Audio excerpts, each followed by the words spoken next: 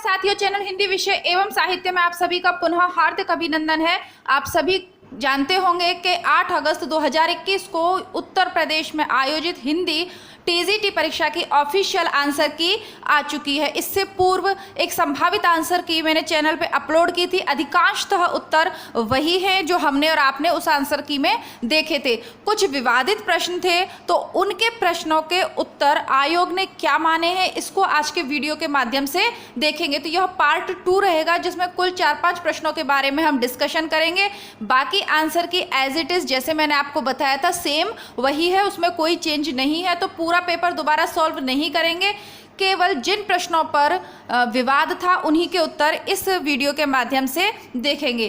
पहला जो यह सीरीज डी है, तो जो पहला विवादित प्रश्न था वह था, एक ही कथानायक चेतन उपेंद्रनाथ अश्क के कई उपन्यासों का केंद्रीय पात्र है, किस उपन्यास का नायक चेतन नहीं है। आयोग द्वारा जो आंसर की जारी की गई है उसमें सही उत्तर माना है गर्म राख, यानी कि गर्म राख का नायक चेतन नहीं था। अगर सी ऑप्शन आपने लगाया है तो बिल्कुल सही है, बाकी प्रश्न एज इट इज ही हैं। अब देखते हैं हमारा एक और विवादित प्रश्न कि पद्मावत का बंगला अनुवाद किसने किया था। मगन ठाकुर इसका बताया जा रहा था, लेकिन मगन ठाकुर के आदेश पर इसका अनुवाद किया था आलो उजाला जी ने। तो सही उत्तर माना है आयोग ने आलो उजाला। ठीक है, अगर आपने आलो उजाला लगाया है तो आपको सही है, और अगर मगन ठाकुर लगाया है तो फिर एक बार गलत हो जाते हैं। आगे बढ़ते हैं। जैसा कि मैंने कहा कि सभी प्रश्नों के उत्तर वही हैं जो मैंने आपको बताए थे, तो इसमें बहुत ज़्यादा नहीं करेंगे। एक और इस पे आ रहा था, कलचुरी राजवंश की 7 नायिकाओं का नक्शिक वर्णन। तो किसी ग्रंथ में ये कुबले माला कथा भी दिया हुआ था, लेकिन सही उत्तर मैंने राहुल बेली बताया था, और राहुल बेली ही इसका सही उत्तर है। बाकी अब एक और जो प्रश्न था विवादित, वो था 27वें नंबर का कि कौन सा तद्भव नहीं है, राजा और दाहिना। इसमें कंफ्यूजन हो रहा था, मैंने कहा था चेक करके से बताएंगे। तो आयोग द्वारा जो माना गया है वो राजा तद्भव नहीं माना है। आयोग ने राजा को तद्भव नहीं माना है। आगे बढ़ते हैं। अब कबीर और तुलसी की भाषा में एक मिशन के तहत लिख रहे थे, यह बच्चन सिंह का है। ये यही बताया गया था, बच्चन सिंह। ठीक है, बच्चन सिंह ही आपने लगाया होगा। ये जुर्वेज से लिया था अभिनय। अब इसके बाद जो विवादित प्रश्न था हमारा वो ये वाला, इसमें भी बहुत से बच्चे कंफ्यूज हो रहे थे। न धर्म वृद्धेषु वयम समीक्षते, सही उत्तर है कालिदास। इसके अलावा सर्वाधिक जो विवाद था वो भारतेंदु हरिश्चंद्र की रचना हिंदी भाषा का प्रकाशन वर्ष। आयोग ने माना है 1890 ईस्वी। लिख लीजिएगा, अगर आप 1865 या 85 करके आए, गलत करके आए, आयोग ने माना है 1890। इसके अलावा डिक्शनरी जो थी उसके जॉर्ज गिलक्राइस्ट ने यही आपको बताया था। बाकी सब तो आपको सही मैंने बता ही दिए थे। अब जो नेक्स्ट है, हाँ, पार्वती का पर्यायवाची शब्द नहीं है, तो अपर्णा पार्वती का पर्यायवाची नहीं माना है आयोग ने। अर्पणा नहीं माना है, अपर्णा होता है, अपर्णा। ठीक है, तो ये मैंने आपको शब्द ही बताया था कि अर्पणा में नहीं आता पार्वती का वो, तो अपर्णा होता है सही शब्द। ये आयोग ने माना है इसको, इसका सही उत्तर बी है। ठीक है, अब आगे बढ़ते हैं। एक और विवादित था, कहीं आभ्यंतरिक को सही माना जा रहा था, ये आपके मन में संशय था, तो ऑफिशियल आंसर की में आभ्यंतरिक अर्थात 50वें प्रश्न का उत्तर सी माना गया है। इसके अलावा आपका कोई ऐसा प्रश्न जिस पे आपको कंफ्यूजन हो तो आप मुझसे कमेंट बॉक्स में पूछिएगा, मैं आंसर कर दूंगी। और एक और था, हम तो भगत मुक्ति में आया, गुरु प्रसाद राम गुण गाया। कबीर परिचय से ये ली गई है, कबीर परिचय से यह ली गई है। आयोग ने इसको माना है कबीर परिचय। नेक्स्ट विवादित प्रश्न देखते हैं। प्रेम कहानी में उछने वाले सामाजिक अवरोधों की पृष्ठभूमि पर लिखा गया उपन्यास है नीला नीलिमा नीलोफर, भीष्म साहनी जी का है। नीलो नीलिमा नीलोफर, भीष्म साहनी जी का माना है। सर्वाधिक, जिसमें आप पे किसी को भी शक नहीं होगा, उनकी आलोचना की प्रमुख विशेषता है उनकी अनावल दृष्टि और निर्मल विवेचन।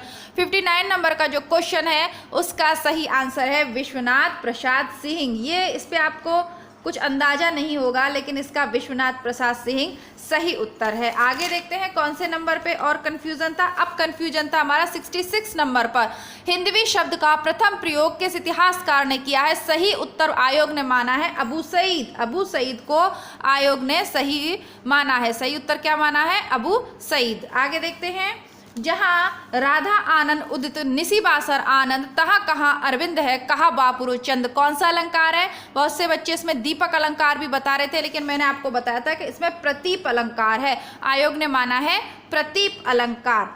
आगे देखते हैं, बाकी सब तो हमारे सही ही थे, कहीं कोई कंफ्यूजन था ही नहीं।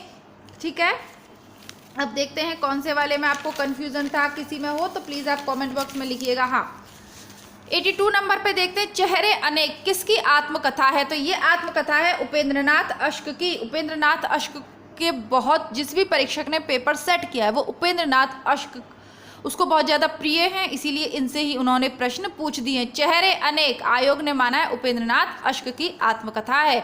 प्रगतिवादी आंदोलन के सैनिक रूप का उल्लेख किस साहित्यकार ने किया? मुक्तिबोध ने किया है। सही उत्तर मुक्तिबोध। सैनिक रूप का उल्लेख मुक्तिबोध।